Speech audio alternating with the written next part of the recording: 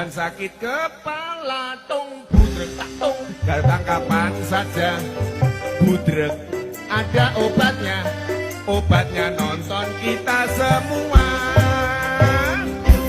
semua dijamin budrek. Maaf itu bercanda, sekarang kita serius.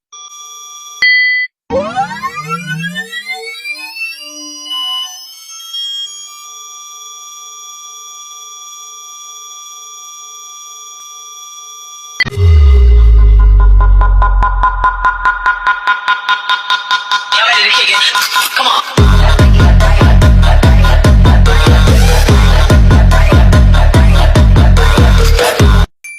Okay, let's go.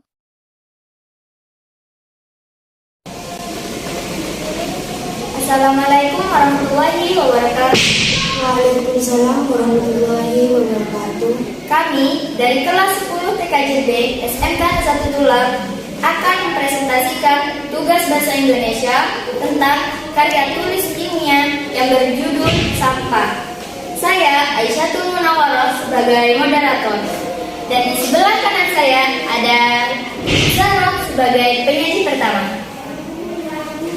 Di sebelahnya lagi ada Lida sebagai penyaji kedua. Di sebelahnya lagi ada Ismi sebagai penyaji ketiga. Untuk mempersingkat waktu, kami persilahkan kepada penyaji untuk membacakan materi tentang sampah. Kami persilahkan. Pendahuluan, latar belakang sampah. Sampah merupakan material sisa yang tidak diinginkan.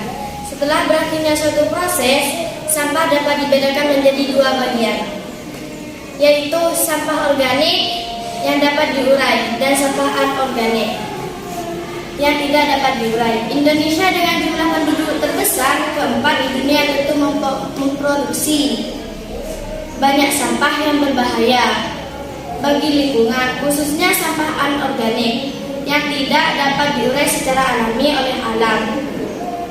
Namun sampah anorganik jumlahnya lebih besar dan memerlukan waktu mencapai 1 juta tahun. Agar dapat terurai, sampah dapat jumlah besar datang dan aktivitas industri yang dikenal juga dengan sebutan limbah, misalnya pertambangan, manufaktur, dan konsumsi. Hampir semua produk industri akan menjadi sampah pada suatu waktu. Dengan jumlah sampah yang kira-kira mirip dengan jumlah konsumsi, dapat kita lihat di setiap sudut kota banyak terlihat sampah yang dibuang sembarangan. Hal ini dapat mengakibatkan terjadinya penumpukan sampah yang dapat merusak pemandangan dan lingkungan. Sampah menjadi masalah yang kompleks di kota seperti Pasuruan. Sampah dapat menjadi masalah karena kapasitas sampah sudah melebihi kuota yang dapat dilebur atau didaur ulang. Pemerintah sampai saat ini belum maksimal dapat mengolah sampah. Padahal sampah diketahui dapat dimanfaatkan kembali menjadi produk yang bermanfaat dan bernilai tinggi. Rumusan masalah ada 3. 1. Bagaimana cara mengatasi masalah di sekitar kita. 2. Bagaimana cara mengolah sampah tersebut. 3. Bagaimana agar sampah tersebut dapat dimanfaatkan dalam kehidupan sehari-hari. Hipotase 1. Limbah plastik dapat diolah menjadi barang yang bernilai jual tinggi. 2. Mengolah limbah plastik dapat menyelamatkan lingkungan hidup sekitar. Tujuan penulisan. Tujuan penelitian merupakan hal yang hendak dicapai dalam pedoman untuk melakukan suatu kegiatan yang telah dirumuskan. Adapun tujuan diadakannya penelitian ini ada 7. 1. Untuk membangkitkan kesadaran kita untuk tidak membuang sampah sembarangan. 2. Untuk memberikan pengarahan bahwa membuang sampah pada tempatnya itu sangat penting. 3. Untuk mengetahui pengaruh sampah dalam kehidupan sehari-hari. 4. Untuk mengetahui jenis-jenis sampah. 5. Untuk menambah wawasan dan pengetahuan tentang sampah. 6. Untuk mengetahui cara mengolah sampah. 7. Mencoba menganalisis dan memecahkan masalah tentang sampah. 1. Pengertian sampah. Sampah adalah barang yang dianggap sudah tidak terpakai dan dibuang oleh pemilik atau pemakai sebelumnya, tetapi masih bisa dipakai kalau dikelola dengan produser yang benar menurut Kamus Istilah Lingkungan. Sampah adalah bahan yang tidak mempunyai nilai atau tidak berharga untuk maksud biasa atau utama dalam pembikinan atau pemakaian barang rusak atau pencatat. Dalam pembikinan manufaktur atau materi berkelebihan atau ditolak atau dibuang.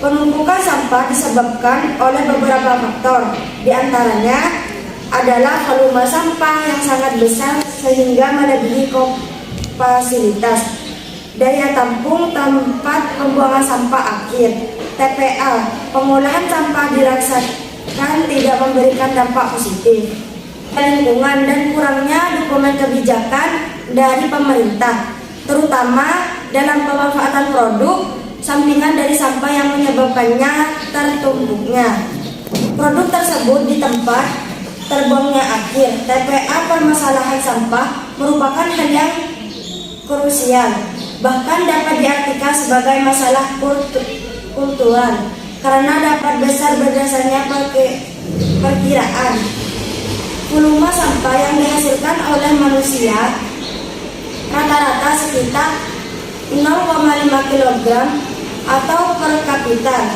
satu hari, sehingga untuk kota besar seperti Jakarta yang memiliki penduduk sekitar 10 juta orang menghasilkan sampah sekitar 5.000 ton atau per hari. Bila tidak cepat ditangani secara benar, maka kotor-kotoran besar tersebut akan tenggelam. Dapat timbulnya sampah berbarengan dengan segala dampak negatif yang ditimbulkannya seperti pencemaran air, udara, tanah, sumber penyakit. Pada pengolahan sampah tidak ada teknologi tanda meninggalkan sisa. Oleh sebab itu, pengolahan sampah membutuhkan lahan sebagai tempat pembuangan akhir. Sampah sebagai barang yang memiliki nilai tidak harusnya diperlakukan sebagai barang yang menjijikkan, melainkan harus dimanfaatkan sebagai bahan mentah atau bahan yang berguna lainnya. Pengolahan sampah harus dilakukan dengan efisien dan efektif, yaitu sedekat mungkin dengan sumbernya seperti RT atau RW, sekolah, rumah tangga, sehingga jumlah sampah dapat dikurangi. Pengolahan sampah diantaranya dapat dimanfaatkan menjadi pupuk air organik yang di dalamnya terkandung unsur harga yang dibutuhkan tanaman, perbaikan struktur tanah dan zat yang dapat mengurangi bakteri yang merugikan dalam tanah. Pupuk organik biasanya tidak meninggalkan residu atau sisa dalam tanaman, sehingga hasil tanaman akan aman bila dikonsumsi. 2 jenis-jenis sampah. A. Berdasarkan sumbernya. 1. Sampah alam. Sampah yang diproduksi di kehidupan liar diintegrasikan melalui proses daur ulang alami seperti daun-daunan kering di hutan yang terutama menjadi tanah. Di luar kehidupan liar, sampah-sampah ini dapat menjadi masalah. Misalnya daun-daunan kering di lingkungan pemukiman. 2. Sampah manusia. Sampah manusia adalah istilah yang biasa digunakan terhadap hasil-hasil pencernaan manusia seperti proses dan urin. Sampah manusia dapat menjadi bahaya serius bagi kesehatan karena dapat digunakan sebagai vektor sarana perkembangan penyakitnya yang disebabkan virus dan bakteri. Salah satu perkembangan utama PD dialektika manusia adalah pengurangan penularan penyakit melalui sampah manusia dengan cara hidup yang higienis dan senantiasa perkembangan teori. Penyaluran pipa plombing sampah manusia dapat dikurangi dengan dipakai ulang, misalnya melalui sistem uridir tanpa air. 3. Sampah konsumsi. Sampah konsumsi merupakan sampah yang dihasilkan oleh manusia pengguna barang. Dengan kata lain adalah sampah-sampah yang dibuang ke tempat sampah. Ini adalah sampah yang umum dipikirkan manusia meskipun demikian, jumlah sampah kategori ini pun masih jauh lebih kecil dibandingkan sampah-sampah yang dihasilkan dari proses pertambangan dan industri. B. Berdasarkan sifatnya. 1. Sampah organik. Sampah organik yaitu sampah yang mudah membusuk seperti bisa sisa makanan, sayuran, daun-daunan kering, dan sebagainya. Sampah ini dapat diolah lebih lanjut menjadi kompas. 2. Sampah anorganik. Sampah anorganik yaitu sampah yang tidak mudah membusuk seperti plastik, wadah bungkus, makanan, kertas, plastik mainan, botol, dan gelas. Minuman ini dapat dijadikan sampah komersil, sampah yang laku dijual untuk dijadikan produk lainnya. Beberapa sampah anorganik yang dapat dijual adalah plastik wadah, pembungkusan makanan, botol, dan gelas bekas minuman, kaleng, kaca, dan kertas, baik kertas koran, HFS maupun karton. C. Berdasarnya bentuknya ada 2. 1. Sampah padat. Sampah padat adalah segala bahan buangan selain kotoran manusia, urin, dan sampah cair dapat berupa sampah rumah tangga, sampah dapur, sampah kebun, plastik, gelas, dan lain-lainnya. Menurut bahannya, sampah ini dikelompokkan menjadi sampah organik dan sampah anorganik. Sampah anorganik merupakan sampah yang berasal dari barang yang mengandung bahan-bahan organik seperti sisa-sisa sayuran, hewan, kertas, potongan-potongan kayu, dan peralatan rumah tangga, potongan-potongan ranting, rumput pada waktu pembersihan kebun, dan sebagainya. 2.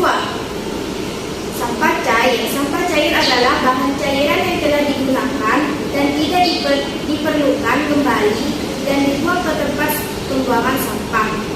1. Limbah hitam. Sampah cair yang dihasilkan dari toilet sampah ini mengandung patogen yang berbahaya. 2. Limbah rumah tangga. Sampah cair yang dihasilkan dari dapur, kamar mandi, dan tempat cucian. Sampah ini mungkin mengandung patogen.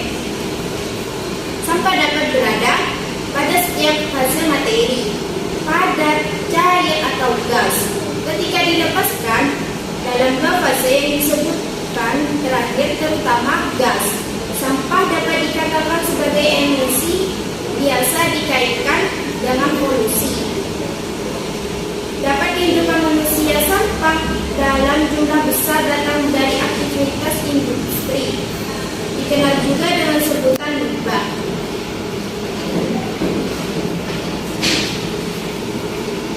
Misalnya, pertambangan, manufaktur, dan konsumsi. Hampir semua produk industri akan menjadi sampah pada suatu waktu dengan jumlah sampah yang dikira-kira mirip dengan jumlah konsumsi. Mencegah sampah cairan adalah pabrik tidak membuang limbah sembarangan, misalnya membuang ke selokan. 3. Prinsip pengolahan sampah. Berikut adalah prinsip-prinsip yang bisa diterapkan dalam pengolahan sampah. Prinsip-prinsip ini dikenal dengan nama 4M, yaitu A. Mengurangi, 2. Menggunakan, C. Mendaur ulang, D. Menggantikan. 4. Pengolahan sampah. 4. Cara pengolahan sampah. Pengolahan sampah erat kaitannya dengan masyarakat, karena dari sampah tersebut akan hidup mikroorganisme, penyakit, penyakit, bakteri, patogen dari sampah harus betul-betul dapat diolah. Agar tidak menimbulkan masalah, pengolahan sampah meliputi pengumpulan pengangkutan sampah permusnahan. 1. Pengumpulan dan pengangkutan.